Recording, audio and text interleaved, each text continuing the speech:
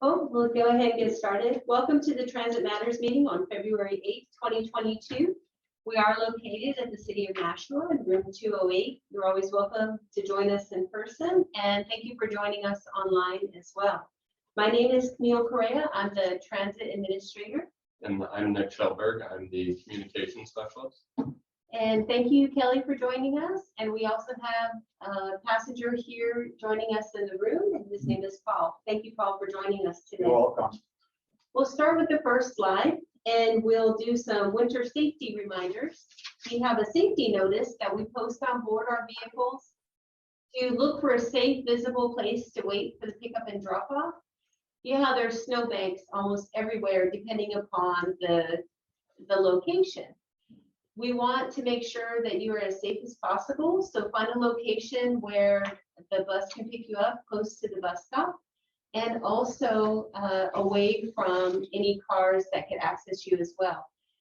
At night or when it's dark, please do utilize a flashlight or the flashlight on your phone so that you are able to flag the bus, and especially if you're in a location that may be a little darker. Go ahead. The snow stage reminders. We do have a phone number where you can call to get the up-to-date information regarding the snow stage reminders as to whether or not a vehicle is starting at stage 1 or no stage, depending upon the snow. John is here and he can continue to talk about the snow stage reminders. Welcome, John. Hi, thanks.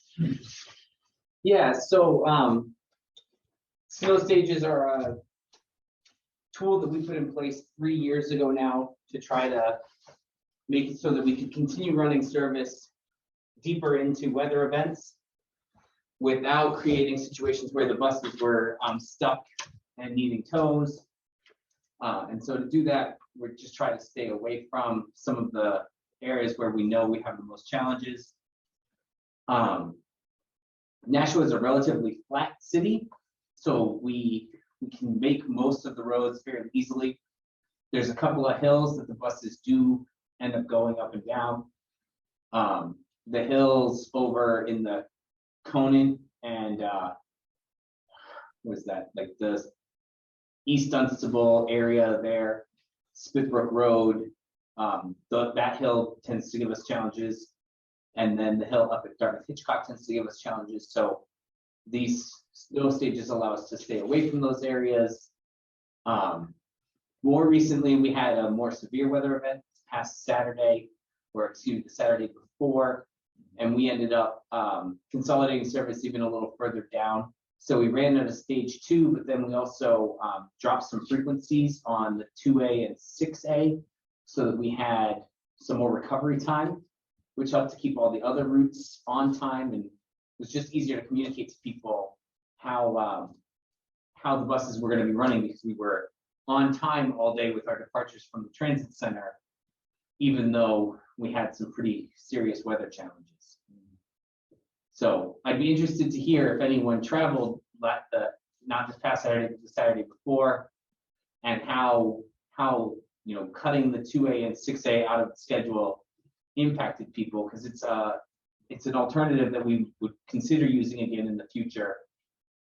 It gives us that same frequency of an hour to basically every location that we service, and it makes it so that we can run safely for the day. So I don't know if anyone participated and used the bus that Saturday. I did not. Me either. Okay. Thought they were going to cancel the service. Yeah, so we try to be a reliable source for transportation, right? As long as the places that people are working are open, we'd like to be able to get them there.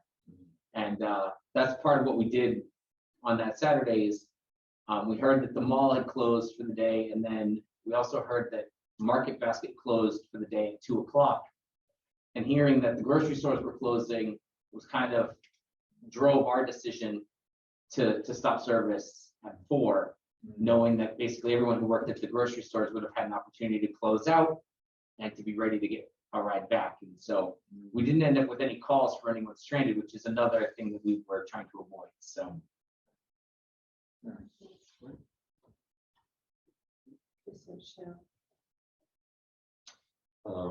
I just, if you don't mind, John, just to interject, both the snow stage maps and the stop info for which stops are going to be deviated from are available on our website under inclement weather. which Actually, are- I have something to say about that. You can't Okay. read them when I look at them on the site. There's something covering over the stops that you don't go to. What's hovering over it? Do you know? I don't remember. My iPad's in the other room, but you can't read it. Something's like covering up the 1 and the 2 stages for the bus stops. And that's this, do you see this that he's showing now? Is this the thing that you were looking at that you couldn't read? It's the same thing. I couldn't read it, no. Okay, and you were on an iPad, you said? Yes. Okay, that's helpful, just because we can check compatibility issues and see if it's an iPad specific compatibility issue or if it's something else. Yeah, I'm on my laptop now, so I can read it, but on the site I couldn't. If you went to look from your laptop, it'd be interesting to know if you can read it from there. I don't know, I haven't tried. Thank you. You're welcome. So yeah, these are available on the website. We'll obviously check to make sure that they're compatible with all devices, but in the meantime, they should be under inclement weather under the riders and folk tab. And then cover the noise there. All right, so now I'm gonna talk about some of the results from our most recent survey that we laid out.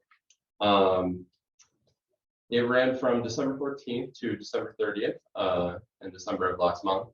And we received 32 responses total, nearly half and half for digital and physical copies. Going forward, the digital copies, as they were in December, are going to be posted on our website and on our social media pages with the QR code flyers, as well as the link to the website where you can actually print out a physical copy if you wish. In addition, the physical copies will be available at the transit center and on all fixed route buses. And for the last survey, there were 200 English copies made available and 200 Spanish copies also made available. So some interesting results that we received is that the majority of riders, just over half, are seniors who are 60 and older. And although 60% of the respondents hold a driver's license, they still take the bus. All but one person takes the bus. In addition, the amount of people who use the NTS services to get to work is very high. And a lot of people who do ride the bus do need it to get to work. So as you can see, the NTS provides a very important method of transportation to the working people of Nashua. So 75% of riders who respond to the survey say that they ride the bus at least 3 or more days per week. Then for desired service extensions, 25 people responded. And it was interesting to see the different places where people wanted to see the bus go to work. So a lot of people, the majority of people said that they would like to see the bus run to Hudson Route 3A by Walmart, as well as the Manchester-Boston Regional Airport, Merrimack exits 10 and 11, and Hudson Route 102. And some other people have also suggested that the bus should run to Hollis, Manchester, and Groton Woods here in Nashua. There were a few concerns that brought up, some of which included just wanting to see the buses run longer and extend services on the weekends, so to Sundays, as well as service starting earlier on Saturdays. And some other people have also pointed out that a live tracking mobile app would be very helpful to improve their experience.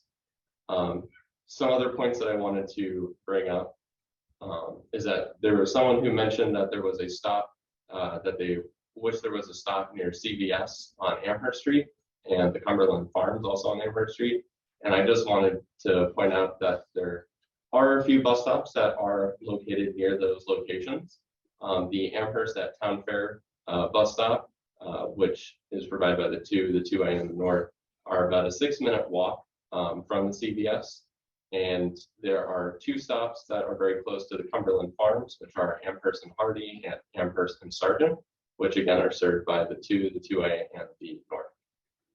And someone also pointed out I believe we're looking for accessibility paratransit, and we do provide those services to individuals that have any sort of condition that would make it difficult or impossible to ride the regular fixed route buses. Also, unfortunately, that we've learned through our website, we cannot sign people up for transit alerts. So if you haven't done so yet and are interested in signing up for MTS alerts, please contact us either through social media or through our website, asking for how to do so. And on the bright side of things, we also received several compliments, and it's great to see that we are providing a very good service and that people are very helpful. Another thing going forward is that we were thinking about making new Transit Matters dates, because there were a few people who suggested that maybe moving it to the evening would be easier for them. So far, the planned dates for the rest of 2022 are as follows on the slide. Our next meeting will still be on April 12th at 3 p.m. However, we were thinking about starting a survey and sending out a survey to see. So I can tell you that in the past, we used to alternate. So we would do one meeting would be in the afternoon and would be here. And then we would also do meetings in the evening, either at locations. So we've done a meeting or we tried to do a meeting at Arell Manor. And then COVID happened, so we couldn't, but we've done meetings over at Riverside Street as well. The challenge is that when we have an evening meeting, we have to provide paratransit service for people so that they can get there, right? Because it's not easy for a lot of people to get to Riverside Street, as an example. So we've extended paratransit service to those folks who would like to go. So it's something that we've done in the past to some success. We've had different people participate when we had it in the evening at like 6 o'clock or 7 o'clock. Mm-hmm. So. Okay. But yeah, we'd still probably send out a survey just to see if people would be interested in seeing other times. Just to see, yeah. Yep. Just to see how people would feel. Obviously, we want a bigger turnout, just because the more the merrier, and we want to hear from as many people as possible. Also for this year, we'll be sending out biannual surveys. So we will be releasing a survey in June as well as December, just so that way we're getting more feedback more often. So just as before, the flyers will be made available as they were in December of last year, with a QR code on flyers, as well as a link to our website and physical copies on the buses and the transit center. And the issue with multiple answer selections on the online surveys will also be fixed. And then another project that we're going to be working on for 2022 is the live tracking software. This is an app that you'd be able to use on your phone, or be able to go to the website and see the real-time location of fixed route buses. So that way you can plan ahead before you leave, as well as being able to see the bus's direction and the schedules and stops along the way. So that is very exciting, and you'll be able to look for that this year. Thank you, Nick. Just to provide a brief update regarding the transit center renovations. The renovation started in July of 2021, and it was estimated that the renovations will continue into November. The dates that were extended for the interior were through February of 2022, and for the exterior for May of 2022. The exterior went into winter shutdown in December and will open back up somewhere around April. to continue the north side roadway and also the sidewalk and the east side sidewalk as well near Santander. In regards to the interior, the side of the building that contains the lobby and the ticket counter should end in February 2022.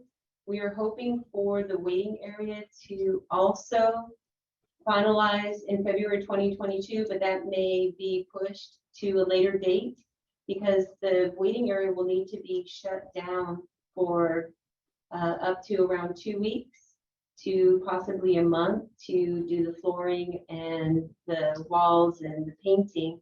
And because right now it's the cold winter months, we were thinking that pushing that to April may be more beneficial just overall so that people will have a place to sit outside and it will be warmer. And so we want feedback on that as well if you have any, and you can provide that at the end. So right now, the date is extended to February for the interior and the exterior through May. John? I don't really have a ton of driver updates. We, like the rest of our industry and a ton of industries right now are having real challenges with applicant flow. We don't have many applicants, and the applicants we do have, we're extending offers to, but many of them are not even showing up for interviews. So we offer a $2,000 sign-on bonus as well as competitive wages. We've done some wage analysis to ensure that we're in the right range for pay. It's just a real challenge to get enough people who want to drive. Young people especially are not entering the workforce and becoming drivers. Many of them don't love to drive as it is, and so the thought of being a full-time driver is really not appealing. So if you know anyone who's looking for a job, we are always looking, and it's a great place to work. We have a lot of longevity.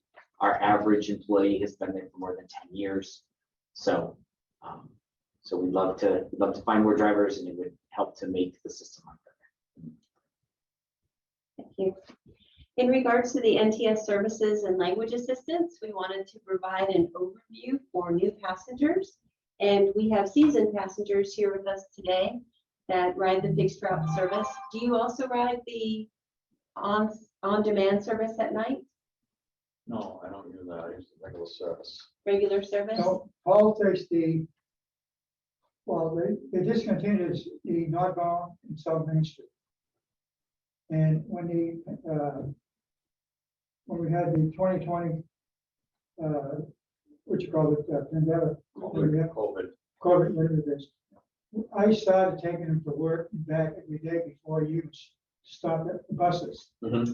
So when the buses started again, they only started in the afternoon, so it was okay for him.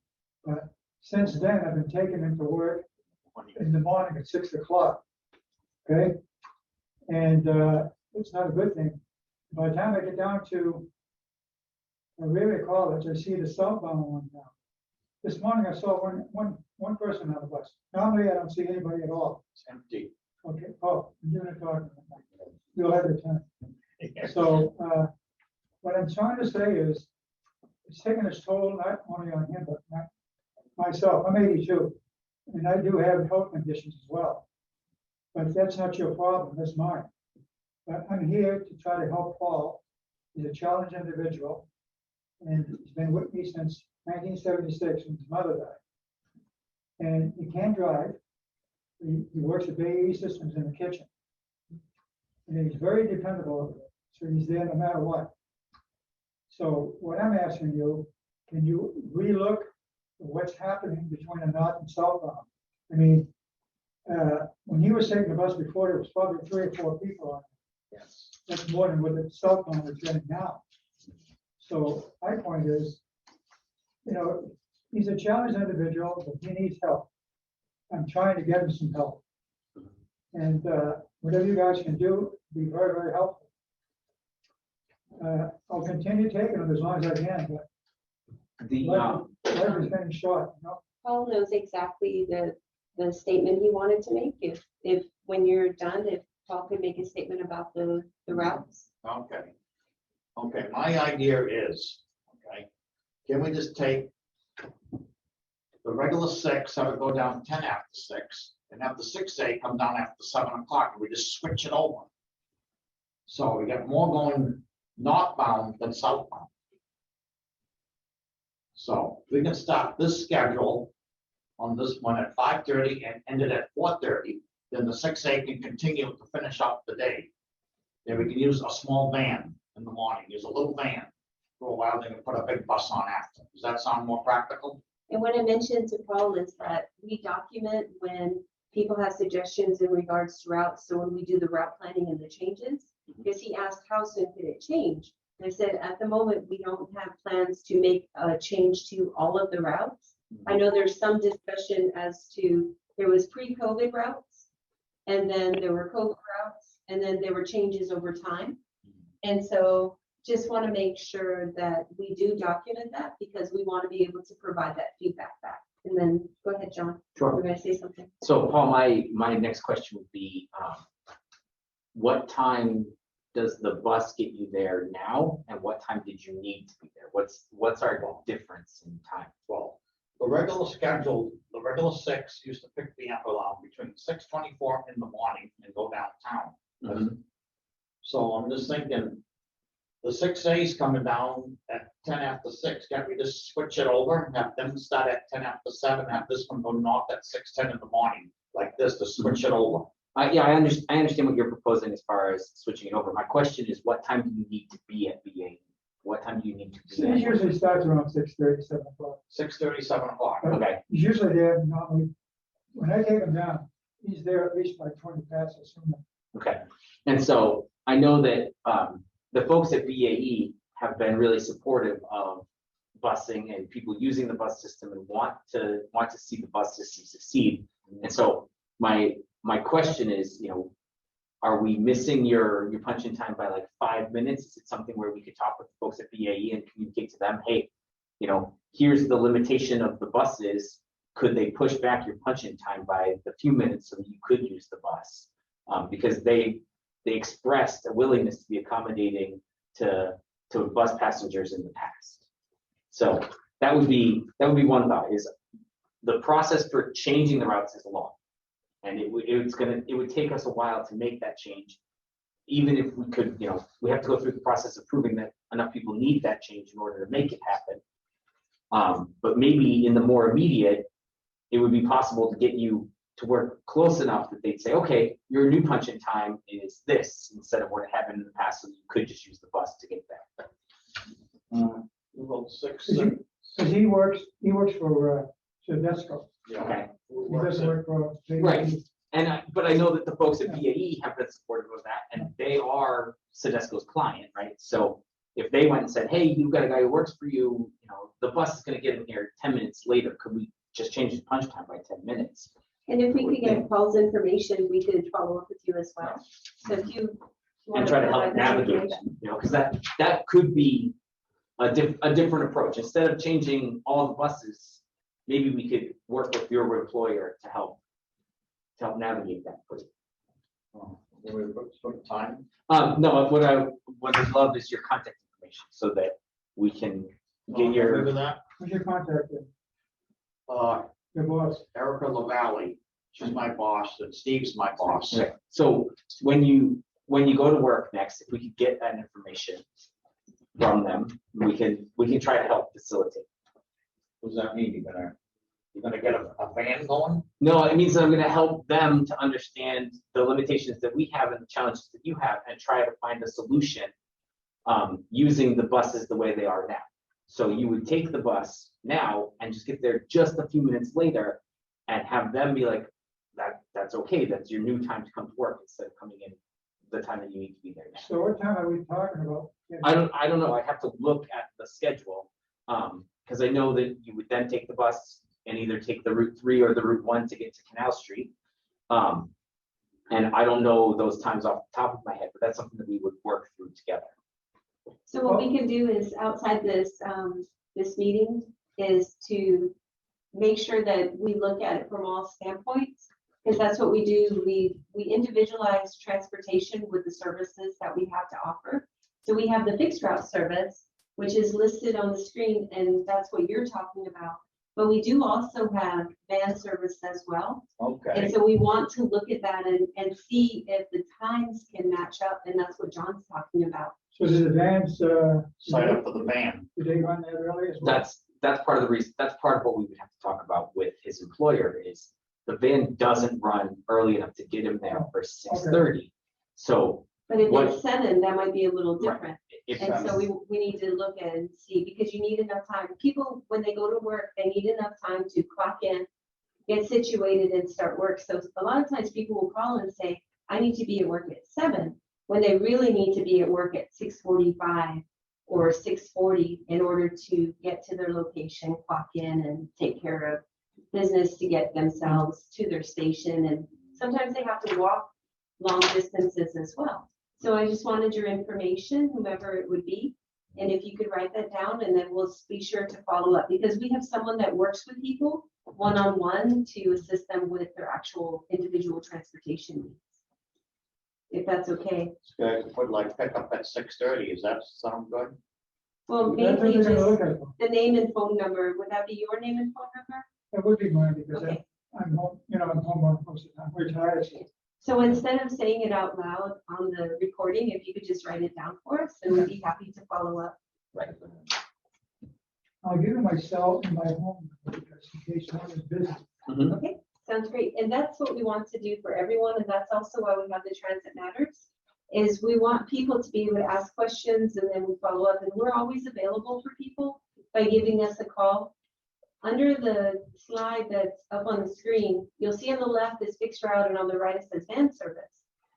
There is the day service that goes into the nighttime, the 3 nighttime routes, 10 daytime routes, 3 nighttime routes. The fares are listed. And also the van service has the night service from 7 to 10 on Monday through Friday. Regarding the van service, there is a complimentary paratransit service. It's within 3/4 of a mile of the fixed route service. It complements the fixed route service for people who are unable to access the city bus due to a physical or mental impairment. That is an application online or by mail that people can fill out and be able to utilize that service. Paul hasn't had that problem, so. So there's just different services. We What he also does- have, What he does in the afternoon, he leaves Bay AE because there's no buses going down and he gets out of work. Mhm. He walks from there to here, so he gets his exercise. yeah, Get And the then bus, take the- catch the bus. In the morning, you don't walk there, do you? At the Yeah, end, I was what's taking, that I was shit? I was taking the route, the downtown connector Route 11, I was taking that right up to Bay AE. Mhm. Yeah. yeah, so we were talking about that route because that was there and then it was discontinued. And so unfortunately, that's no longer available. It I know. doesn't mean that it won't be in the future, it just means that this time it's not offered. Okay. And then the last part of the van service is the paratransit service, that's Monday through Friday. We talked about just different services. It is in the city of Nashua. It is more age determined, but there's also service in Merrimack, Hudson, and then in our outlying areas through our SBTC program. And that is a schedule ahead of time for all of the van service except for the night service. The night service is same day. So you just have to schedule, but it is the same day, first come, first served. We do appreciate you bringing that to our attention about the fixed route bus as well. Yeah, so I'm gonna be trying to get everything back what we used to have. Paul is 63 now, so he's not a youngster. Right, so Paul rides for free then, right? I got my seniors pass in my Oh, wallet. Awesome, yeah. They do it. That is great. That's what it's there for. The city of Nashua wants to provide that service to the seniors 60 and older, that they can either show ID or they can go to the transit center and receive a senior ID pass so that they can ride for free. And we honor our citizens and thank you for living in the city of Nashua and want to get you where you need to go. And so let's look at your individualized need as well and the time that you have to be there. Thank you. Thank you very much. You can sign up for the van. And you have his information? Got it right here, Wonderful, punch thank it in the computer, so they'll have it. And then the next slide is about the language assistance. We also have citizens within the city of Nashua that do not speak English. and or English is a second language, or they speak some English. So we want to make sure that services are available for everyone. There are different ways of translating the ride guide or the website, or to speak to someone one-on-one, or to look at the services on your phone. And it's listed here where you can call us through a phone translation, or call us and then we will call the phone translation services. There's the website translation where a lot of people who speak a second language or speak a primary language other than English can have that as a default on their computer to translate on Google, and you enable Google Translate. And then on the bus, the NTS vehicles are equipped with tablets containing an app for Google Translate so that people are able to communicate with the bus drivers. John, do you want to add anything to that? No, I think in general, we have pretty limited need for those things. The most important thing is to know that they're there, and that can be one of our number one barriers. The drivers are trained to use that app when they meet someone who they can't find a way to communicate with. Another challenge that we have is just being able to recognize what language the person might be speaking in. Yeah, but in general, it's pretty easy to use, and it works pretty well now. It's been helpful. So. And many people, even though English is not their primary language, they speak some English, and so able to communicate or at least point to something on a map. So all of our ride guides are translated into Spanish as well as being in English. They have the map on them, the fare information, how to ride the vehicle, and just overall about the service and the website listing as well. And that you can also access information about the Nashua Transit System on Twitter, on Facebook, on our Civic Engage website of rideBigBlue.com, and also give us a call. So there's several different ways of accessing the information. Good. And then last slide. We appreciate you participating in the February 8th, 2022 Transit Matters meeting, and want to know if anybody has any questions. I know that Paul and his uncle had to leave, so I wanted to make sure that we addressed their concerns and their questions. So we'll be following up with you very soon, either this afternoon or tomorrow. I appreciate it. I appreciate it very much, Thank you. because I write this great service and stuff, because I want to put everything back what we have. We appreciate the fact that you rode for so long. I know. Thank It's a you. good system to have. Good. Thank you.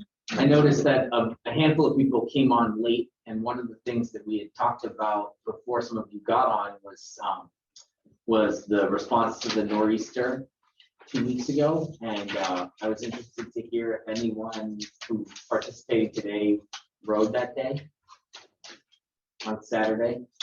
I don't think it is, I thought. No, I stayed home all day. I know, I thought you guys have canceled the service because the roads are very bad out there. Yep. All right, I think you were up there, weren't you? Yeah. we were operating. So- John, did you ride that day?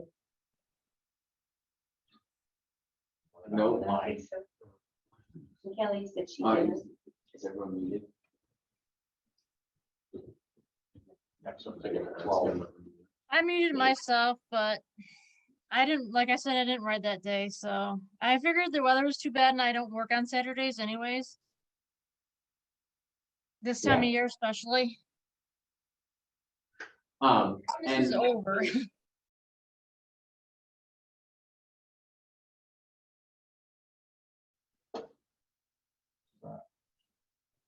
That would be me, hi, what's your name? Carol. Hi, Carol. Yeah, we like to try to keep track of who participated, so it's helpful to get a name. Thanks, guys. All right. Carol, do you mind sharing your last name? Garino. Did you catch that? Yeah. Thank you.